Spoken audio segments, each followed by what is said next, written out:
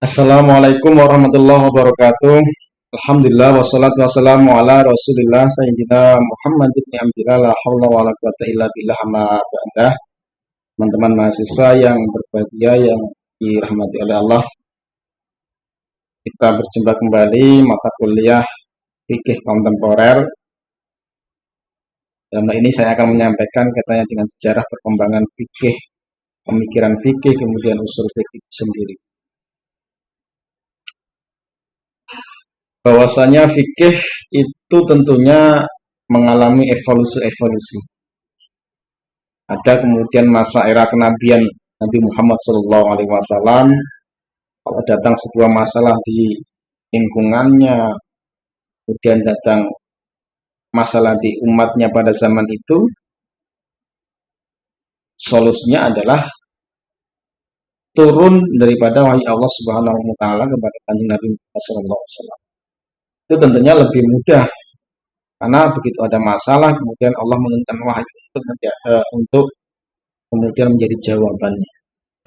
Sepeninggalan daripada Rasulullah, kemudian fikih itu datang di era sahabat, di mana ketika ada permasalahan yang datang pada saat itu, tentunya para sahabat punya keilmuan dan menggunakan pemikirannya, keilmuannya untuk berijtihad secara kontekstual, di mana tentunya tetap berlandaskan daripada Al-Quran dan hadis itu sendiri, sebagaimana para sahabat pada zaman Rasulullah masa itu.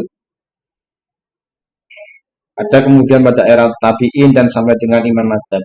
Ini fikih tentunya mengalami kodifikasi dan sistematisasi lahirnya mazhab-mazhab seperti Hanafi inilah kemudian memasuki daripada era klasik kemudian bergeser ke modern.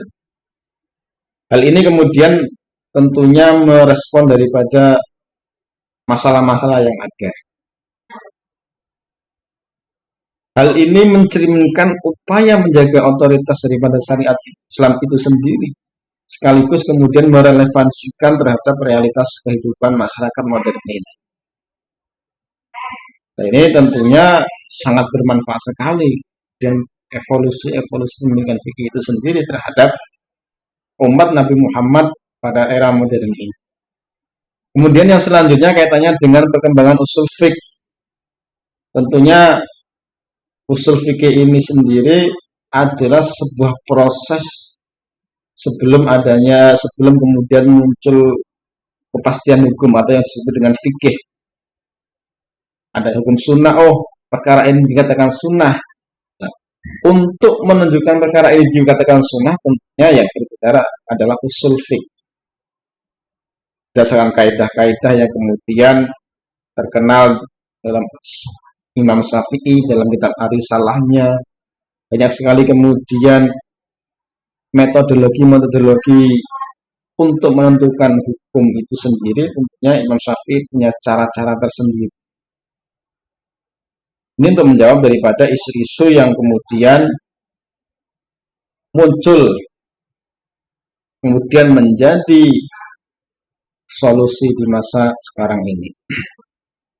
Ada kemudian sebagai ilmu yang kemudian dikatakan berkembang, ya fikih itu atau hukum itu akan berkembang sebagaimana perkembangan zaman itu sendiri. Kan ada tahayyurul ahkam, bitahayyurul asminah, wal amkinah, wal ahwal, wal awaid, wal niyat. Hukum ini tentunya akan berubah berkaitan dengan perubahan zaman. Kemudian akan berubah amkan, tempat. Beda tempat tentunya beda hukum. Kemudian ahwal, beda situasi tentunya juga beda hukum. Beda nanti dalam memutuskan hukum.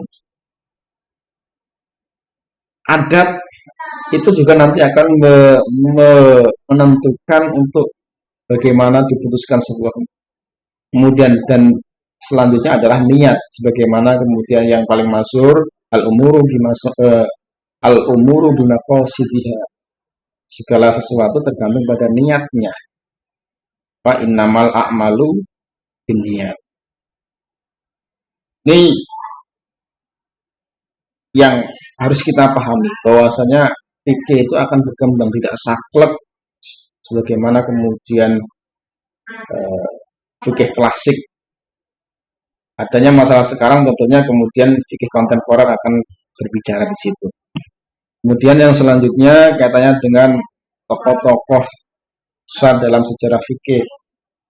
Kita ketahui bahwasanya ada Imam Abu Hanifah di mana dikenal dengan pola pendekatan rasional dan kiasnya.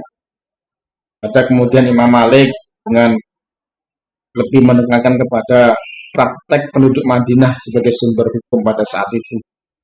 Kemudian ada di mana Imam Syafi'i yang sebegitu bagusnya menyusun sistematika usul fiqh, kemudian menyelaraskan kepada nas dengan rasio.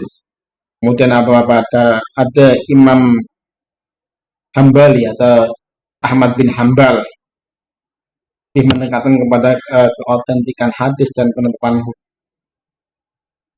Ada kemudian kita ketahui ada Ibnu Taimiyah, kemudian ada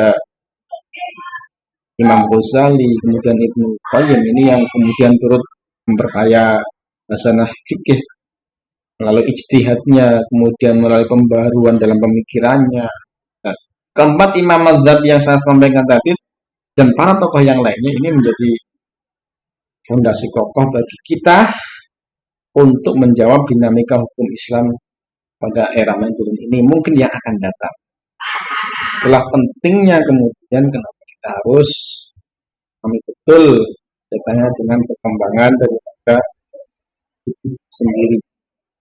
Evolusi yang kemudian sudah ada inilah kemudian kita bisa belajar lebih banyak nanti kaitannya dengan kontemporer. Mungkin itu yang bisa saya sampaikan. Terima kasih atas waktunya. Kurang lebihnya mohon maaf. Saya kiri. Wallahu muwaffiq ila thoriq. Wassalamualaikum warahmatullahi wabarakatuh.